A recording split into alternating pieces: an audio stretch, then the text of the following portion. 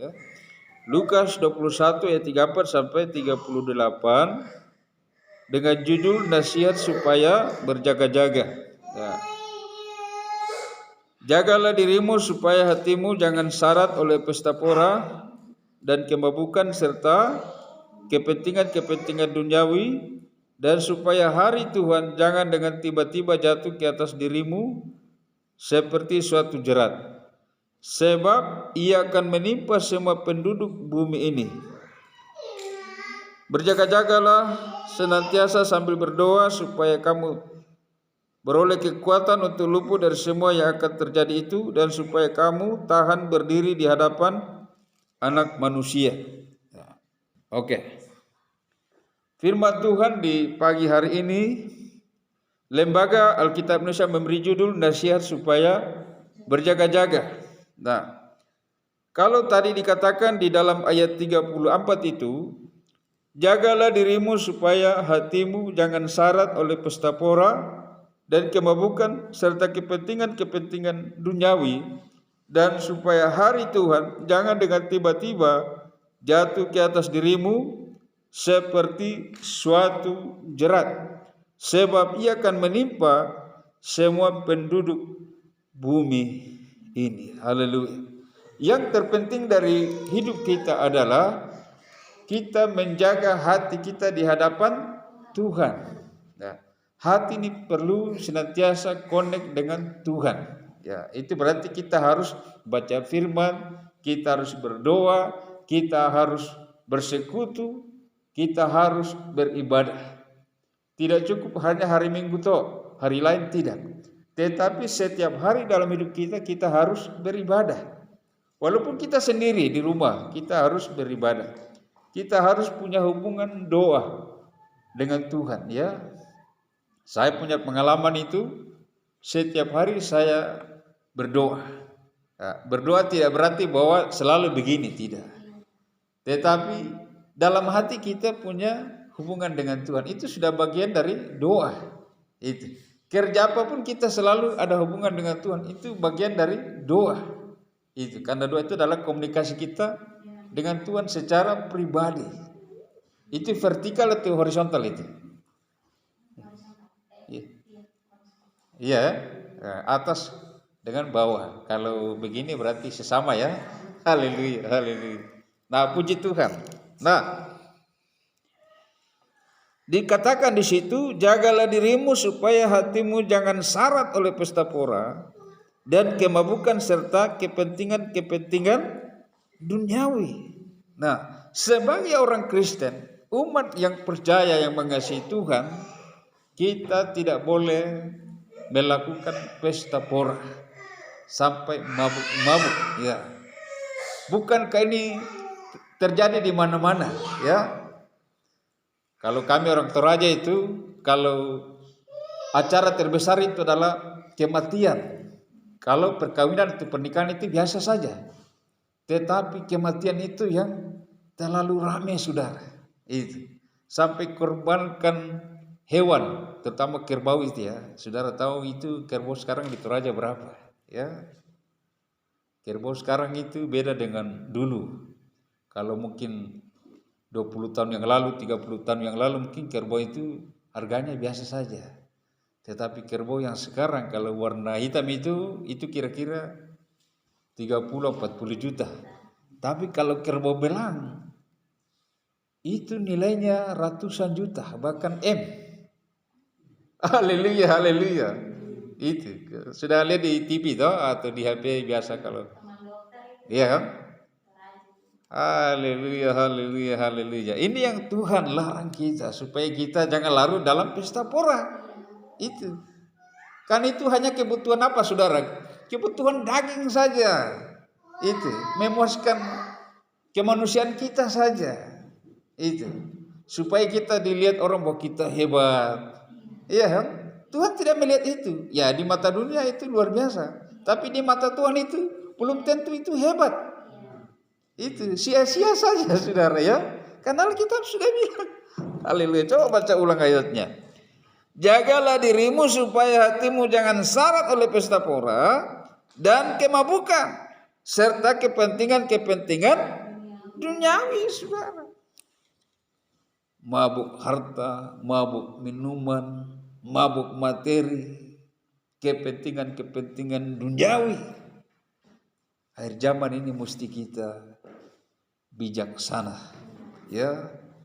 Jangan terlalu mengutamakan hal-hal dunia, kepentingan-kepentingan dunia, tetapi marilah kita mendekatkan diri sama Tuhan, karena hari Tuhan Yesus sudah kasih kode-kode, mulai dari Injil Matius, Injil Markus, Injil Lukas, sampai di Wahyu. Tuhan bilang apa? Anak manusia datang bagaikan pencuri. Bukan datang mencuri kita punya harta, kekayaan, tetapi mencuri kita punya hati, saudara. Iya kan? Saya punya kesaksian. Dulu di Sorong itu, saya punya bapak kan suka sering ikut kegiatan-kegiatan Ikatan Keluarga Toraja di Kota Sorong. Kalau ada kematian kah atau acara-acara apakah, bapak saya itu hampir selalu ada.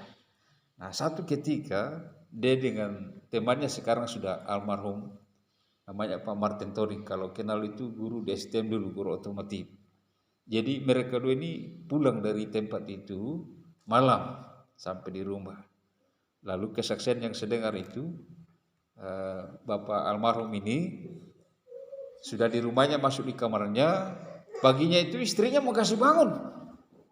Dia toki-toki pintu, kok tidak ada suara.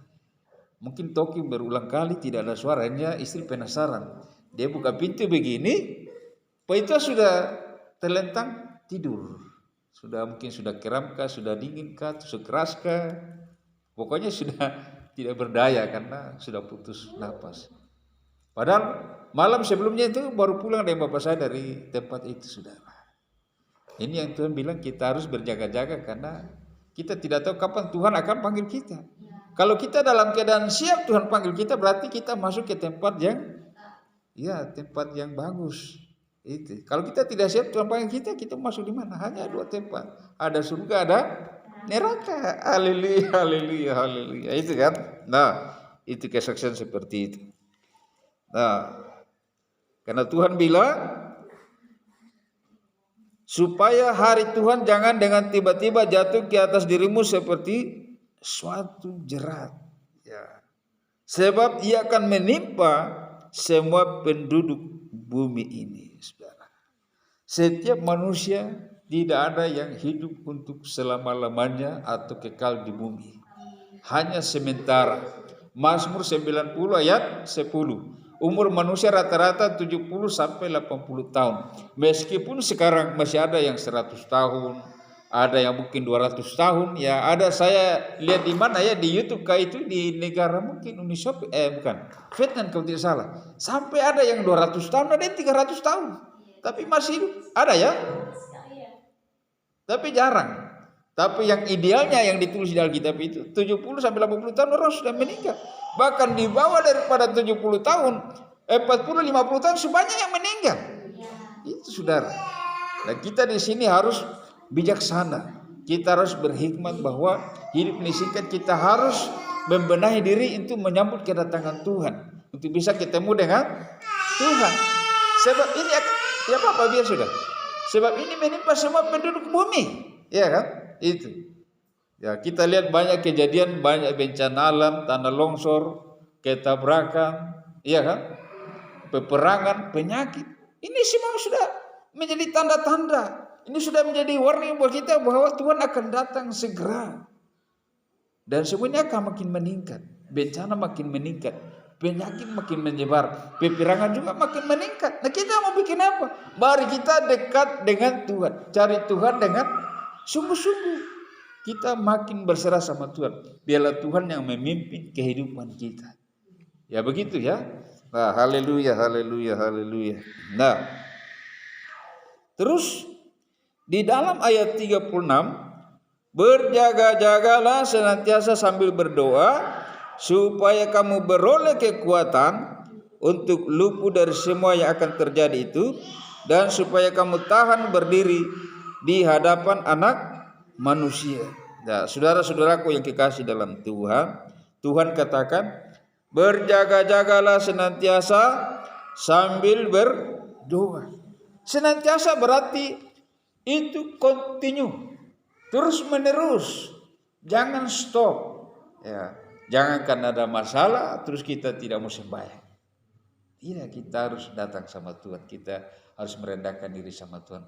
Dan kita minta sama Tuhan, berikan saya kekuatan untuk bisa saya mengasihi, mengampuni, bisa menerima. Iya kan? Karena Tuhan ajar kita begitu. Kan Tuhan bilang begini, barang siapa tidak mengampuni, aku tidak mau mengampuni. Tapi barang siapa mengampuni, aku juga mengampuni. Seperti itu. Nah, ini hukum Tuhan yang harus kita pahami. Sebab kalau kita bertahan untuk tidak mengampuni misalnya, ya ini contoh saja, Tuhan tidak mengampuni kita. Tapi kalau kita melepaskan pengampunan, maka kasih daripada Tuhan itu akan memenuhi kehidupan kita sehingga ada sukacita, ada damai sejahtera dalam kehidupan kita. Dan itu janji Tuhan bagi anak-anak Tuhan. Itu kita dikaruniakan damai sejahtera oleh Tuhan secara terus menerus. Yesaya 48 ayat 18 itu berkata demikian. Iya kan? Coba lihat Yesaya 48 ayat 18. Kita lihat ya, Yesaya 48 ayat 18. Nah, ini.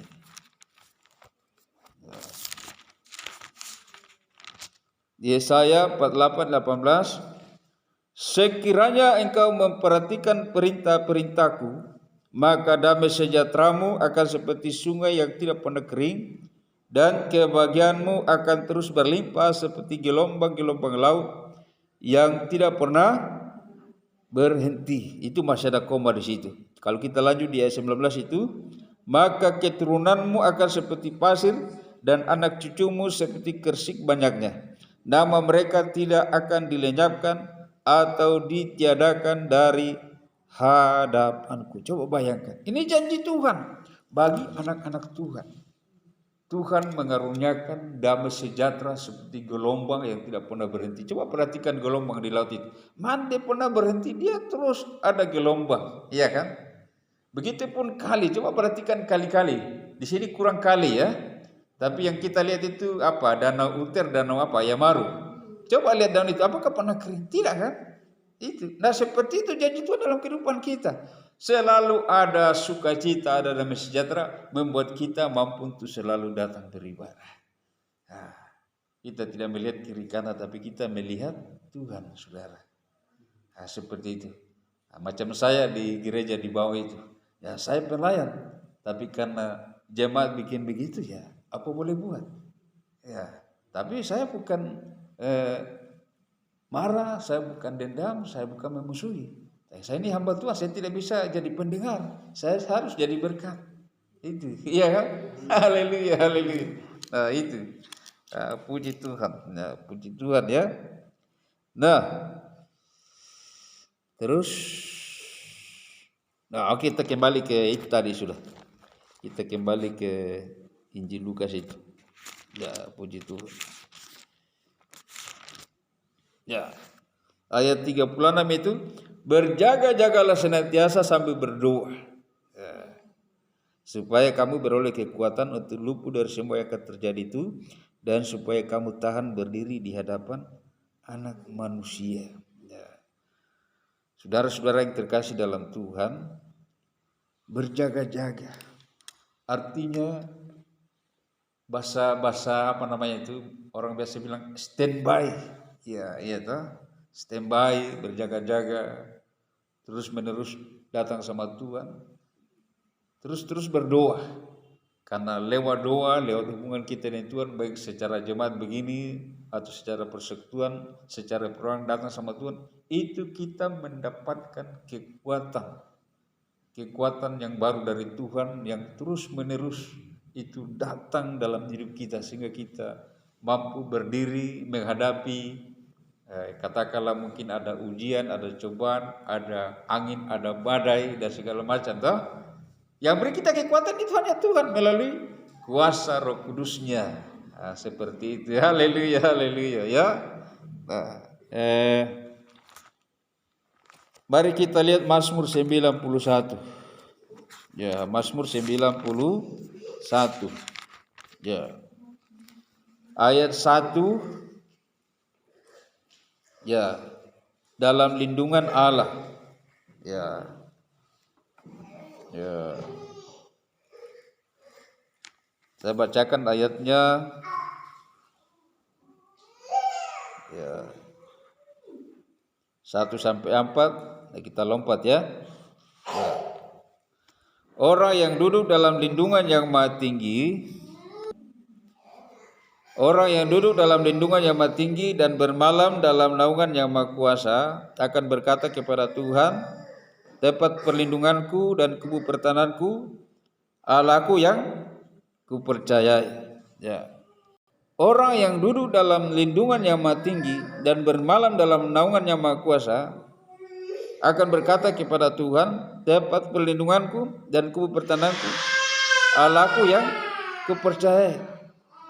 Yang duduk dalam lindungan yang maha tinggi itu tandanya kita merendahkan diri, ya kan? Kita merendahkan diri, kita berdoa, kita mencari Tuhan, kita mengandalkan Tuhan. Ya, seperti itu maksudnya.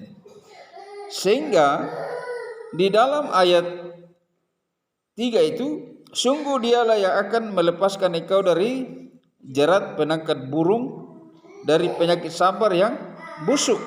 Nah, jadi kalau kita sudah, puji Tuhan ya, ayat 4, dengan kapaknya ia akan melindungi engkau, di bawah sayapnya engkau akan berlindung, kesetiaannya ialah perisai dan pagar tembok. Engkau tak usah takut terhadap kedahsyatan malam, terhadap panah yang terbang di waktu siang, terhadap penyakit yang sampar yang berjalan di dalam gelap, terhadap penyakit menular yang mengamuk di waktu petang. Ya, hal-hal ini akan berlaku bagi kita, bahwa Tuhan itu mampu untuk menjaga dan melindungi kita dari segala serangan setan yang bertubi-tubi. Serangan setan itu bukan cuma sekali dua kali, tapi 24 jam untuk menyerang gereja Tuhan, umat Tuhan, orang-orang percaya. Karena itu kita juga sadar, kita tidak boleh lemah. Kita harus bangun, kita harus bangkit, kita harus berjaga-jaga dan berdoa. Ya kan? Kenapa banyak orang jatuh sakit sudah? Coba yang. Oke. Lalu di dalam ayat berapa tadi? Ayat 7 ya.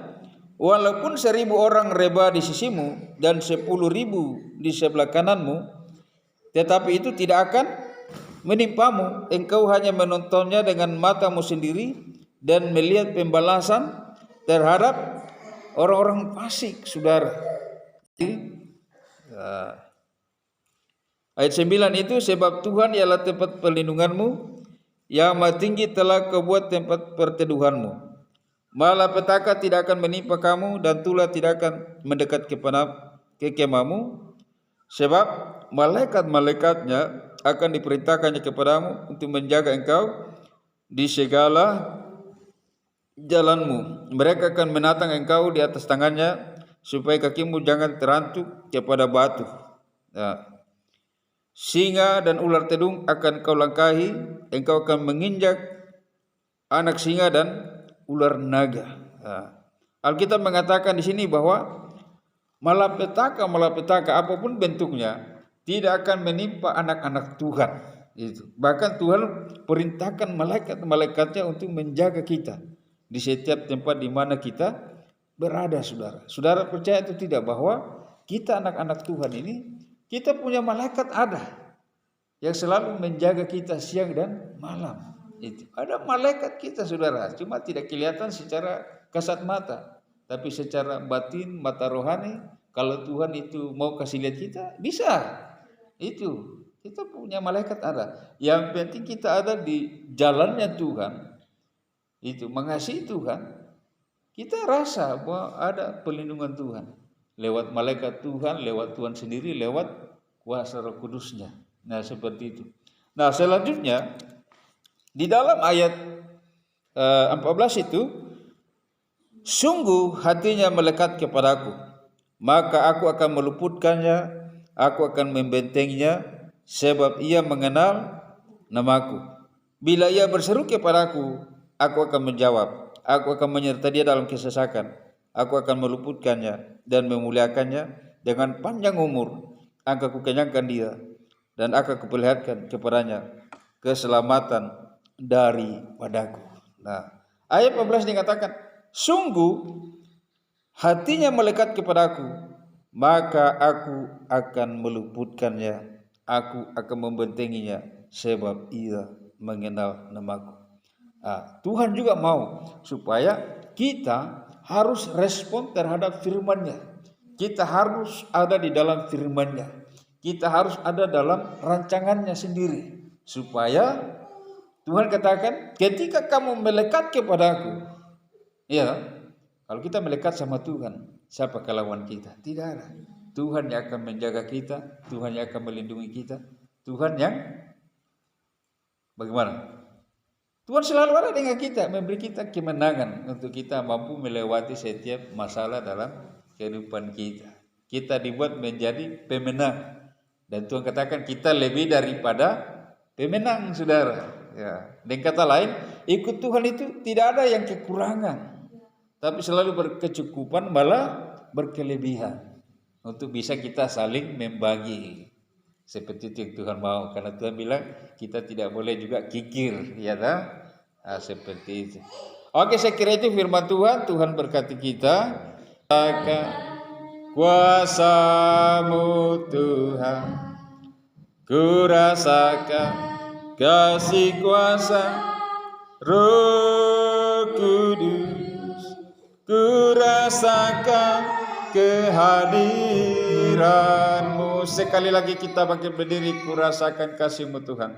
Ku rasakan kasih-Mu Tuhan. Ku rasakan kuasa-Mu Tuhan.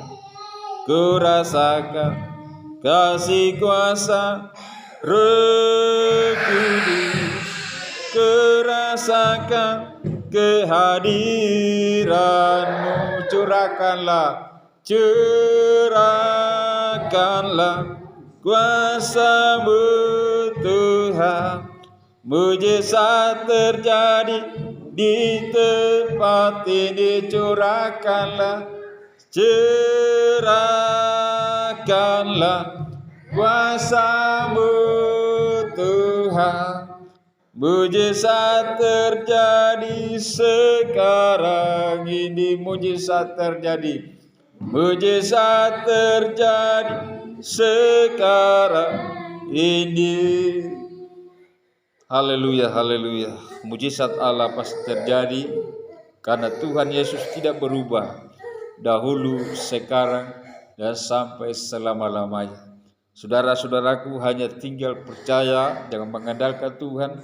Apa yang menjadi beban pergumulan dalam hidupmu hari ini, Tuhan pasti dengar dan Tuhan pasti jawab sesuai dengan kehendak-Nya. Nantikanlah pertolongan Tuhan, karena Tuhan kita selalu ada untuk mendengarkan segala isi hati kita, keluhan kita, dalam nama Yesus. Bapa Surgawi, hamba berdoa membawa umat-Mu ke dalam tangan-Mu, secara khusus jemaat Philadelphia Hosabana, jemaat baptis wilayah 2 di kabupaten ini. Tuhan berkati mereka yang sudah ada, yang tidak sempat datang karena mungkin ada urusan lain. Tuhan berkati mereka sehingga di waktu-waktu mendatang mereka akan datang kumpul lagi di tempat ini Tuhan, sehingga nama Tuhan terus ditinggikan, diagungkan, dimasukkan, sebab Engkau layak menerima semua itu ya Tuhan. Terima kasih Tuhan. Dan akhirnya Tuhan, kami sebentar lagi akan pulang berpisah dari tempat ini. Kami kembali ke rumah kami masing-masing. Tuhan tuntun kami. Saudara-saudara umat Tuhan, mari kita nyanyikan satu pujian lagi untuk mengakhiri ibadah kita. Kami naikkan syukur padamu Tuhan. Kami naikkan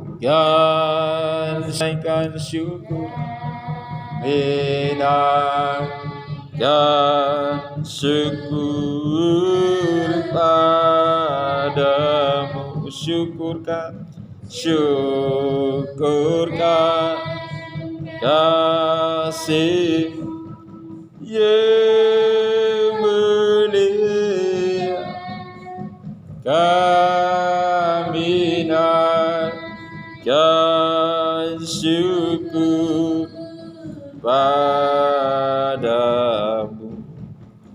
Kami naikkan syukur di hadapan hadirat-Mu Tuhan, karena kasih anugerah Tuhan kami boleh ada sampai saat ini. Dan tiba saja Tuhan, kami menyudahi, mengakhiri daripada pelayanan kami, ibadah kami di hari ini. Kami akan berpisah, kami akan pulang ke rumah kami masing-masing. Sebelum daripada itu Tuhan, mari sekali lagi Tuhan Yesus ulurkan tangan-Mu dari sorga, jamalah hidup kami di hari ini. Dalam nama Tuhan Yesus, kiranya damai sejahtera dari Allah Bapa kita di sorga, dalam nama Tuhan Yesus Kristus, dan oleh penyertaan kuasa Roh Kudus-Nya terus memimpin kita dari hari ini hingga Maranatha Yesus datang kembali di awan-awan menjemput kekasih-kekasihnya. Rahmat Tuhan